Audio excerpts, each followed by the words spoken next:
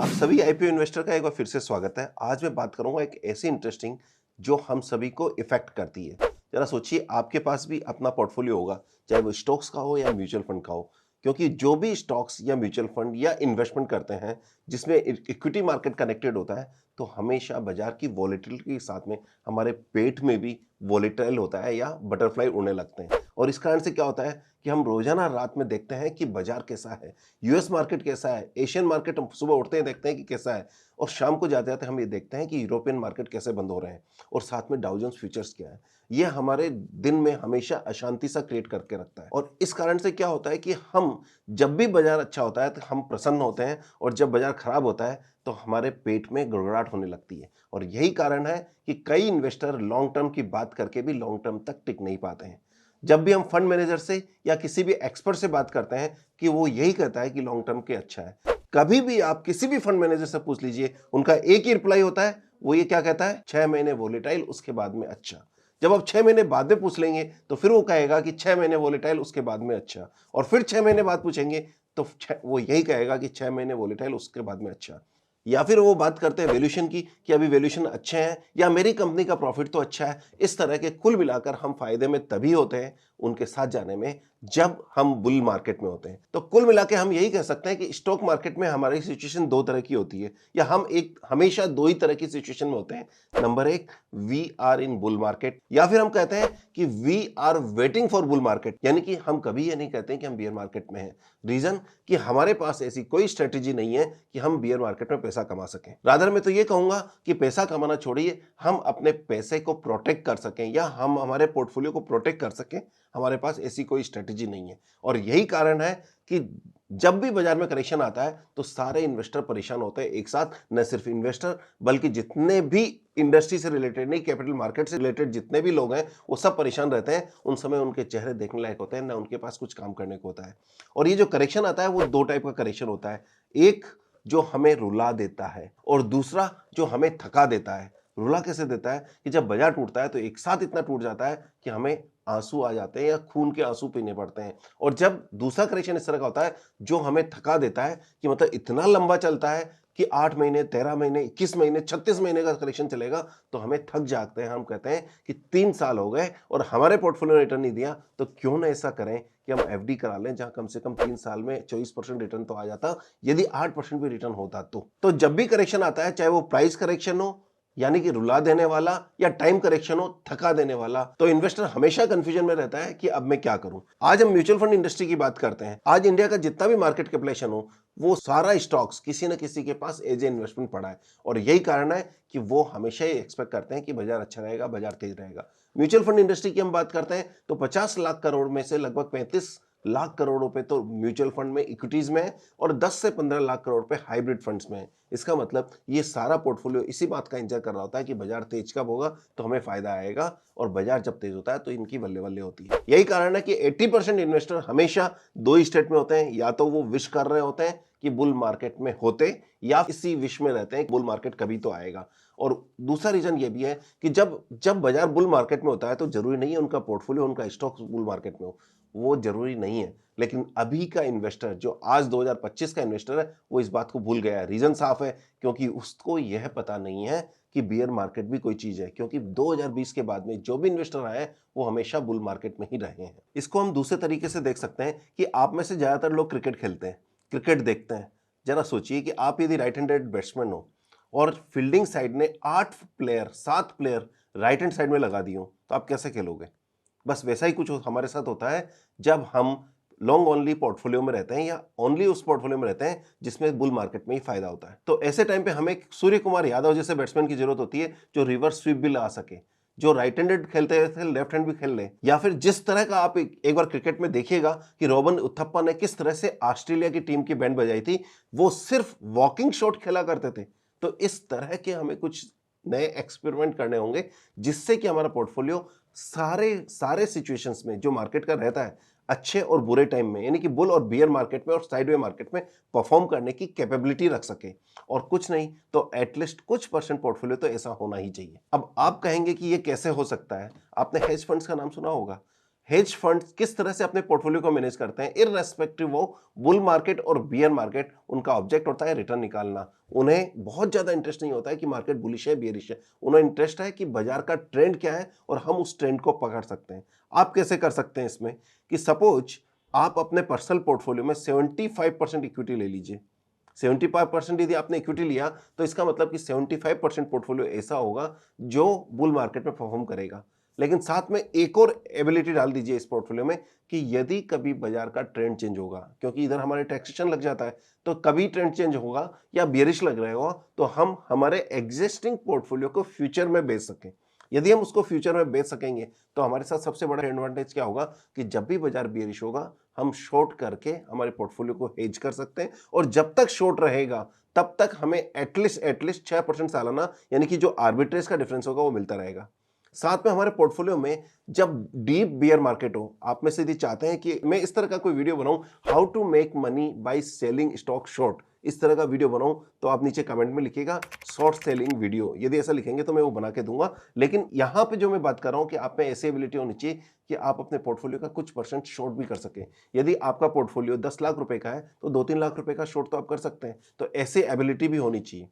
तो कुल मिला के आपके पास 75% तो इक्विटी हो गया और साथ में उसको हेज करने की एबिलिटी हो गई। साथ में यदि कभी बाजार बहुत ज्यादा बेरिश हुआ तो शॉर्ट भी कर सकते हैं। लेकिन अब आपको पोर्टफोलियो को हेज करने के लिए लिक्विडिटी की जरूरत होती है। तो जब हमारे पास 75% पोर्टफोलियो इसमें, तो 25% लिक्विड में होना चाहिए या फिर लिक्विड डेट में होना चाहिए जो हमारे लिए 6-7% इंटरेस्ट जनरेट कर सके। यदि ऐसा कुछ होता है तो ये मान के चलिए कि ये एक परफेक्ट मिक्स है। तो हम यहाँ क्या करते हैं, हम ऐसा मान के चलते हैं कि हमारे टोटल पोर्टफोलियो का 50% हम लॉन्ग इक्विटी में हमेशा रहते हैं, एक एवरेज मान के चलता हूं। 25% हमारे पास डेट रहता है, जिसका मतलब जिसको हम फ्यूचर और ऑप्शन में काम करने में यूज करेंगे। 25% हमारे पास लिक्विड रहता है जो मार्जिन में काम आएगा फ्यूचर ऑप्शन काम करने के लिए, और बचे हुए 25% जो लॉन्ग इक्विटी हमने 75% ली थी उसमें से इस 25% पोर्शन को हम ये मान के करते हैं कि डेरिवेटिव में प्ले करेंगे। अब हम देखते हैं कि बाजार की 3 सिचुएशन हो सकती है। बाजार साइडवेज हो सकता है, बियर मार्केट हो सकता है, बुल मार्केट हो सकता है। इन सारे सिचुएशन में कैसा परफॉर्म करेगा? तो नंबर पहली सिचुएशन साइडवेज यदि बाजार होता है तो हमारा इंडेक्स ने एक साल में कोई रिटर्न नहीं दिया, तो हमारा पोर्टफोलियो जो 50% पोर्टफोलियो है उसने भी कोई रिटर्न नहीं दिया। डेट पोर्शन ने, हम ये मान के चलते हैं कि 7 से 8% जो आज की इंटरेस्ट रेट है वो आपको रिटर्न दे रही है। 25% पोर्टफोलियो ने यदि 8% एनालाइज दिया है, यदि उसको हम पूरे पोर्टफोलियो पे हम कन्वर्ट करते हैं तो पूरे पोर्टफोलियो का 1.75% रिटर्न तो डेट से आ गया। तो तीसरा पोर्शन हो गया मार्जिन मनी वाला, जो हम ये मान के चलते हैं कि आर्बिट्रेज में चल रहा है, और आर्बिट्रेज में जो चल रहा है वो 6% सालाना लेके आता है। 6% सालाना का मतलब हो गया कि वो 1.5% पूरे पोर्टफोलियो का लेके आता है। 25% का 6% यानी कि पूरे पोर्टफोलियो का 1.5%, क्योंकि 1.5% से पूरे पोर्टफोलियो ने रिटर्न देगा। साथ में जो चौथा पोर्शन है वो हो गया हमारा डेरिवेटिव का। जब हम किसी भी पोर्टफोलियो में डेरिवेटिव प्ले करते हैं तो मैं ये मान के चलता हूं कि 2 से 3% महीने का आप अर्न कर सकते हो डेरिवेटिव में, यदि आप साइलेंटली काम करो। मैं एवरेज में मान के चलता हूं कि 2% अर्न करता है। तो कुल मिलाकर हमारे पोर्टफोलियो के 4 हिस्से हुए। नंबर 1 लॉन्ग इक्विटी, यदि बाजार ने साइडवेज रिटर्न दिया, साइडवेज रहा तो 0% रिटर्न दिया। दूसरा डेट जो हमारे लिए 1.75% का रिटर्न लेके आ रहा है। तीसरा है आर्बिट्रेज यानी कि मार्जिन में जो यूज किया वो हमारे लिए 1.5% यूज रिटर्न ला रहा है, और साथ में इन दोनों पोर्शन को यूज कर, लास्ट के दोनों 25% को यूज करते हुए जो हमने ट्रेड किया वो 2% सालाना रिटर्न लेके आ रहे हैं। तो 1.75 प्लस 1.50 प्लस 2% यानी कि 5.25% रिटर्न यदि बाजार साइडवेज रहता है तो भी लेके आता है। सपोज बाजार साइडवेज नहीं रह के बियर रहता है तो, और बियर मार्केट में इंडेक्स 15% टूट जाता है, यदि इंडेक्स ने 15% डाउनवर्ड दिया तो हमारा 50% पोर्टफोलियो जो इक्विटी में है वो भी 15% डाउन होगा। इसका मतलब पूरे पोर्टफोलियो का 7.5% नेगेटिव इस इक्विटी से होगा।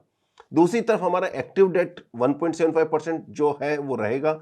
मार्जिन मनी 1.5% वो भी रहेगा क्योंकि ये आर्बिट्रेज का पैसा है। और चौथा आ गया आपका अनहेज्ड पोर्टफोलियो, यानी कि वो पोर्टफोलियो जो हम डेरिवेटिव में काम करके कर रहे हैं वो 2% रन देगा। तो कुल मिलाकर 2% प्लस 1.5% प्लस 1.75% यानी कि 5.25% तो पॉजिटिव रिटर्न हो गया, और दूसरी तरफ 7.5% नेगेटिव इक्विटी में रिटर्न हो गया। तो पूरे पोर्टफोलियो का नेट रिटर्न -2% रहता है। तीसरा केस ये हो सकता है कि हम बुल मार्केट में, यदि बुल मार्केट में हो गए तो हमारा इंडेक्स ने 50% सपोज पॉजिटिव रिटर्न दिया, तो इसका मतलब कि हमारे 50% पोर्टफोलियो पॉजिटिव 7.5% रिटर्न दे रहे हैं। दूसरी तरफ एक्टिव डेट हमारे लिए 1.75% रिटर्न दे रहा है, मार्जिन मनी यानी आर्बिट्रेज 1.50% दे रहा है, और साथ में जो डेरिवेटिव वाला पोर्शन है वो 25% जो पोर्टफोलियो है वो 2% रिटर्न दे रहा है। तो कुल मिला के 7.5% जो लॉन्ग तेजी के मार्केट में रिटर्न आया, प्लस 1.75 प्लस 1.50 प्लस 2%, इसका मतलब कि 13.25% हमारे पास टोटल रिटर्न आया।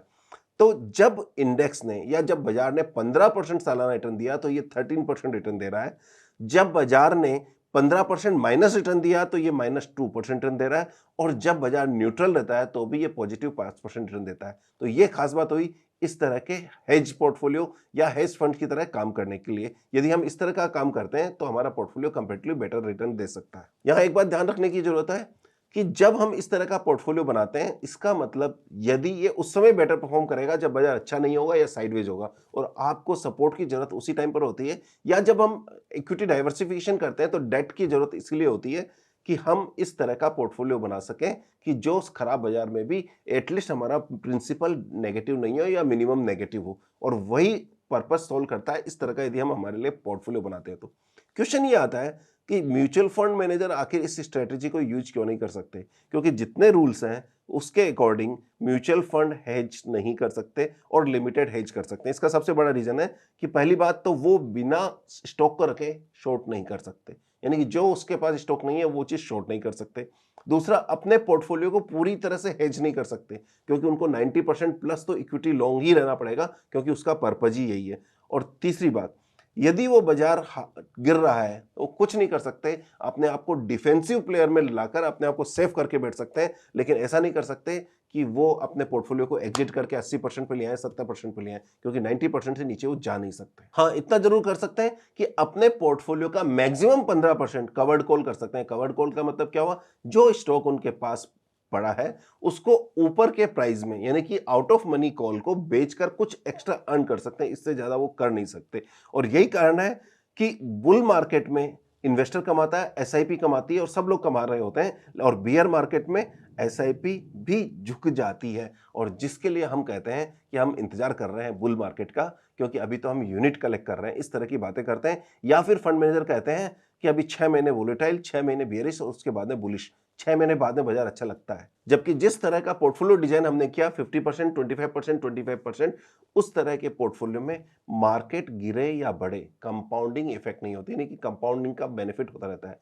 कंपाउंडिंग, यदि आप लॉन्ग ओनली पोर्टफोलियो में हो तो कंपाउंडिंग इस समय से इस समय के बियर फेज में या साइडवेज फेज में कंपाउंडिंग बंद हो जाती है, वो भी काम यहां करता रहता है। तो इसलिए हमें पोर्टफोलियो में इस बात को ध्यान देने की जरूरत है। मैं अक्सर लोगों के पोर्टफोलियो देखता हूं, वो अपनी लंबी सी लिस्ट भेज देते हैं कि ये मेरे पास डीमेट अकाउंट में पड़ा है, ये मेरे पास म्यूचुअल फंड पड़ा है, लेकिन ये पूरा पोर्टफोलियो रियल में आपको एक्स्ट्रा एक्स्ट्रा बेनिफिट नहीं देता है। हाँ, इतना हम अवश्य करते हैं कि हम गोल्ड ले लेते हैं, सिल्वर ले लेते हैं, और साथ में कमोडिटी ले सकते हैं, और साथ में रियल एस्टेट ले सकते हैं और इक्विटी ले सकते हैं, लेकिन इसके अलावा हमारे पास कोई नहीं। और इन पांचों चीजें फायदा तभी आएगा जब बाजार तेज होगा, सिर्फ डेट को छोड़कर। जब बाजार तेज होगा तो हमें एक ऐसा प्रोडक्ट चाहिए जो हमें इसके अलावा छठा डाइवर्सिफिकेशन दे, और वह यहां मैं इंट्रोड्यूस करूंगा कि डेरिवेटिव्स इस तरह के प्रोडक्ट में हमें सीखना चाहिए और हमें काम करना चाहिए।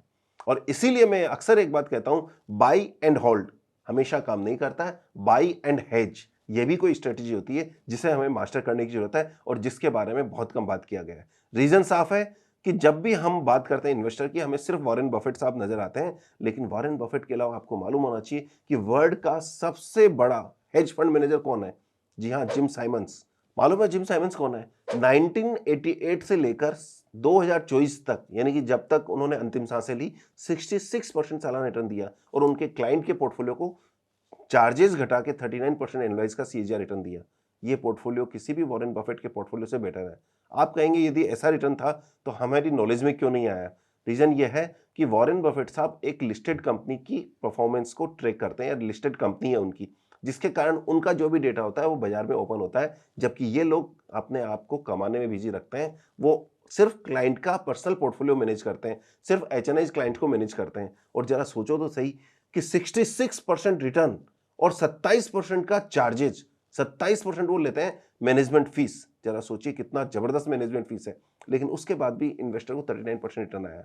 क्या आप अपने पोर्टफोलियो को इस तरह से नहीं बना सकते हैं? क्या आप चाहते हैं कि आप भी इस तरह का पोर्टफोलियो बनाएं अपने खुद के लिए?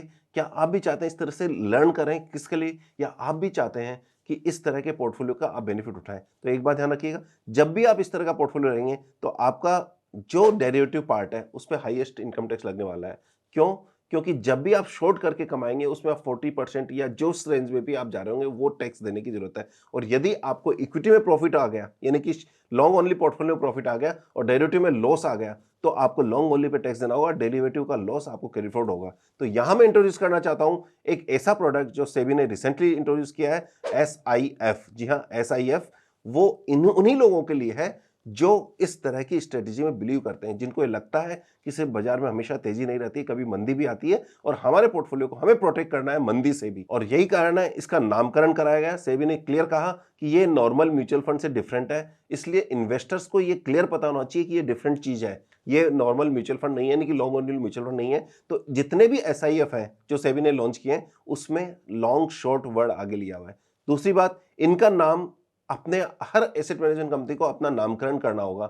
जैसे अलग अलग एसेट कंपनी इसको अलग अलग नाम से बोलती है, लेकिन उससे इंपॉर्टेंट है उस नाम के आगे लॉन्ग शॉर्ट जरूर लगाया जाता है। 7 कैटेगरी इसमें दी गई है, जिसमें से आप किसी भी कैटेगरी का फंड लॉन्च कर सकते हो। हर इस कैटेगरी की स्ट्रेटेजी डिफरेंट होती है, इसलिए हम एक SIF को दूसरे SIF से कंपेयर नहीं कर सकते। इवन एक ही कैटेगरी में दूसरे से कंपेयर नहीं कर सकते, इसको हमें कंपेयर करना होगा कि हमारी स्ट्रेटेजी क्या है और क्लाइंट की रिक्वायरमेंट क्या है, यानी कि नीड बेस है। ये वैसा नहीं है सिंपल ओनली कि हमने स्मॉल कैप फंड ले लिया और हमारे स्मॉल कैप बढ़ेगा तो ये बढ़ेगा, घटेगा तो घटेगा, नहीं, उसमें इन डेप्थ स्टडी करने की जरूरत है। और बड़े खुशी की बात है कि ये मेरे इंटरेस्ट का टॉपिक है, इसलिए मैं डे 1 से SIF पे बहुत स्टडी कर रहा हूं, और क्योंकि ये फ्यूचर की एसेट क्लास है और यहां तक कि मुझे विश्वास है कि ये कभी म्यूचुअल फंड से भी बड़ा बन जाएगा। और यही कारण है कि हम इसे लॉन्ग शॉर्ट कहते हैं, जिसमें रिस्क कम और शांति ज्यादा। यहां रिटर्न की बात नहीं कर रहा हूं, रिटर्न ज्यादा, रिस्क कम, शांति ज्यादा। म्यूचुअल फंड में जहां 6 तरह के रिस्क लेवल्स है, यहां पे सिर्फ 5 तरह के रिस्क लेवल है, क्योंकि सेबी खुद ये मान रहा है कि रिस्क ट्रेडिशनल म्यूचुअल फंड के कंपैरिजन में ये थोड़ा नीचे आता है। और यही कारण है कि चाहे बाजार ऊपर जाए, नीचे जाए, साइडवेज में अटका रहे, SIF आपके पोर्टफोलियो को उस तेजी से झटका नहीं देता है जैसे कि 2020 का क्रिकेट मैच झटका देता है। ये वनडे मैच की तरह है, लेकिन काम उसी तरह से करता है कि आपको कम वॉलेटिलिटी के साथ, पेट में कम गड़बड़ाहट के साथ में आपको रीजनेबल रिटर्न दिला सके। ये कम हिलता है, कम स्ट्रेस देता है, परफॉर्मेंस रीजनेबल होती है और कंट्रोल्ड होती है। इंपॉर्टेंट बात है, मैं हाईएस्ट की बात नहीं कर रहा हूं, कंट्रोल्ड परफॉर्मेंस होती है। और यही रीजन है कि पैनिक मोमेंट में ये बाजार में आपको बने रहने में मदद करता है। तीसरा पॉइंट आता है इसमें, जो सबसे इंपॉर्टेंट पॉइंट है, कि जैसा मैंने कहा कि ये काम आप अपने पोर्टफोलियो में कर सकते हैं, लेकिन आपके साथ सबसे बड़ी प्रॉब्लम क्या आती है? टैक्सेशन की। AIF में भी इस तरह के काम होते हैं, और यही रीजन है कि कई HNIs लोग जो AIF में जाते हैं, और AIF में सबसे बड़ी लेकिन प्रॉब्लम क्या है कि मिनिमम टिकट साइज 1 करोड़ रुपए है। आप और हम जैसे छोटे इन्वेस्टर उसमें नहीं जा सकते हैं। तो आपके लिए या हमारे लिए AIF उतना प्रॉफिटेबल नहीं है, लेकिन उतना प्रॉफिटेबल भी हो सकता है या उतना रीजनेबल भी हो सकता है। लेकिन इंपॉर्टेंट बात यह है, टैक्सेशन वहां पर भी वही लगता है, एक लंबी सी टैक्स शीट होती है। सारा टैक्सेशन, जो भी टैक्स होता है, वो क्योंकि ट्रेड आपके अकाउंट में होता है, तो जो भी टैक्सेशन होता है उसकी एक लंबी सी शीट कि इसमें किस पोर्शन में 12.5% टैक्स लगना है, किसमें 20% टैक्स लगना है, किसमें as per tax slip tax लगना है। इस तरह की एक लंबी शीट बन के हमें एक सबमिट करना होता है, जो बहुत कंफ्यूजन का काम है। और साथ में उसको रिटर्न में समझाना, ITR के साथ लगाना अपने आप में कंफ्यूजन का कारण है। यही रीजन है कि AIF एक अच्छा प्रोडक्ट होने के बाद भी उतना पॉपुलर नहीं हो रहा है। और दूसरा रीजन मैंने बता दिया कि 1 करोड़ का है, लेकिन वही सारे फीचर्स जो AIF में, वो यहां सेबी ने SIF में प्रोजेक्ट किया गया है, या SIF में लिवरेज दी गई है कि आप उस तरह का काम कर सको। लेकिन साथ में सबसे खास बात यह है कि इसमें टैक्सेशन म्यूचुअल फंड की तरह होगा, यूनिट्स आपको म्यूचुअल फंड की तरह अलॉट होगी, और यूनिट अलॉट होने के बाद में जो भी आप जब यूनिट बेचेंगे तभी टैक्स लगेगा। वैसा नहीं है कि जैसा AIF में होता है कि AIF ने ट्रेड कर लिया तो आपको टैक्सेशन अभी देना है। यानी यहां पे सिर्फ 2 लेवल के टैक्स होंगे। नंबर 1 बात, यदि आप शॉर्ट टर्म कैपिटल गेन हो रहा है, यानी कि आपने AIF खरीदा, यूनिट म्यूचुअल फंड की तरह अलॉट हुई, और आपने 1 साल से पहले बेच दिया या 2 साल, जो भी लॉन्ग टर्म जो भी उसके टैक्सेशन का होगा उसमें बेच दिया, तो आपको 20% टैक्स देना है। और यदि आपने लॉन्ग टर्म यानी कि 1 साल या 2 साल जो भी आपका लॉन्ग टर्म बढ़ता है उसके बाद में बेचा, तो आपको सिर्फ 12.5% टैक्स देना है। यानी कि टैक्स सिर्फ तभी देना है जब आप एग्जिट करेंगे। नेक्स्ट पॉइंट आता है कि डेरिवेटिव। SIF डेरिवेटिव में काम करता है और AIF भी डेरिवेटिव में काम करता है, लेकिन AIF यदि डेरिवेटिव में काम करता है तो उसको टैक्सेशन देना होता है, यानी उसको नहीं, आपको टैक्सेशन चार्ज किया जाता है उस लेवल पर जिस लेवल पर वहां पर टैक्स लग रहा है। लेकिन यदि SIF वही काम करता है तो आपको टैक्स देने की जरूरत नहीं है। आपको टैक्स अगेन तभी देना है जब आप बेचेंगे, और यदि आपने 5 साल तक नहीं बेचा तो आपको 5 साल तक कोई टैक्स नहीं देना है। तो यानी कि टैक्स का पैसा आपके लिए आपकी कंपाउंडिंग कर रहा है। तो इस रीजन से कारण जब तक ये बेनिफिट है, जैसे बहुत सारे बेनिफिट गवर्नमेंट हटा देती है, जैसे ही ये पॉपुलर हो जाएंगे तो शायद ये बेनिफिट भी गवर्नमेंट हटा देगी। तो तब तक जब तक ये बेनिफिट है, इस प्रोडक्ट को समझने सबसे बड़ी जरूरत है, और इस प्रोडक्ट को जो लोग समझ गए वो इसमें इन्वेस्टमेंट किए बिना नहीं रह सकते। रीजन साफ है, यहां तक कि मैं तो ये कहूंगा कि AIF में जिन्होंने इन्वेस्टमेंट कर रखा है उनको भी यहां आ जाना चाहिए, क्योंकि AIF जैसे फीचर और म्यूचुअल फंड जैसे टैक्सेशन का अल्टीमेट कॉम्बो है ये। दूसरी तरफ हम देखते हैं कि PMS, लोग PMS में इन्वेस्टमेंट करते हैं, वहां भी यही प्रॉब्लम आती है कि PMS में इन्वेस्टमेंट करने के बाद में उसका परचेस सेल का हिसाब बनता है और टैक्सेशन लगता है। यदि यहाँ आ जाए तो कोई बुराई नहीं होगी। अगले 2 से 6 महीने के अंदर मेरा तो ये ओपिनियन रहेगी कि जो PMS और AIF में है उन क्लाइंट को भी धीरे धीरे यहाँ शिफ्ट हो जाना चाहिए, क्योंकि ये टैक्सेशन से भी बहुत इंपॉर्टेंट है, पीसफुल भी है, और सबसे खास बात, जब आप बेचेंगे तब टैक्स लगेगा, नहीं बेचेंगे तो कोई टैक्सेशन नहीं है। पांचवी सबसे इंपॉर्टेंट बात, आपका इक्विटी पोर्टफोलियो है, आपका म्यूचुअल फंड है, PMS है, AIF है, कुछ भी है, उन सब में एक ही गियर है, फ्रंट गियर, यानी आपकी गाड़ी आगे चल सकती है, पीछे नहीं आ सकती है। लेकिन क्या बाजार यदि खराब हो, आपको कार पार्किंग करनी हो तो आप क्या करोगे? क्या आपको यू टर्न लेना हो या आगे पीछे करना हो तो आप क्या करोगे? आपके पास कोई रिवर्स गियर नहीं है।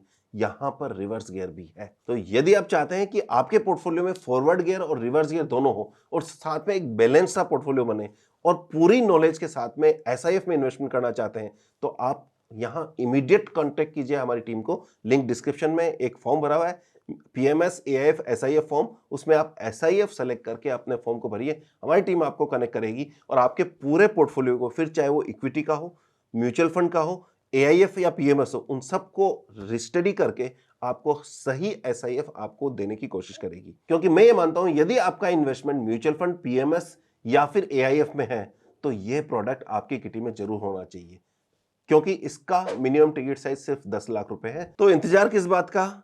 यदि आपको ये वीडियो पसंद आया हो तो इसको लाइक करें, कमेंट करें, अपने दोस्तों के साथ जरूर शेयर कीजिए। और हाँ, SIF से रिलेटेड जितने वीडियोस मैं लेके आ रहा हूं, जितनी क्लैरिटी से मैं देने की कोशिश कर रहा हूं, शायद ये आपके लिए बहुत यूजफुल होगा, तो इसलिए सब्सक्राइब किए बिना मत जाइएगा। मिलते हैं किसी और वीडियो में, तब तक all the best and happy investing. Thank you very much.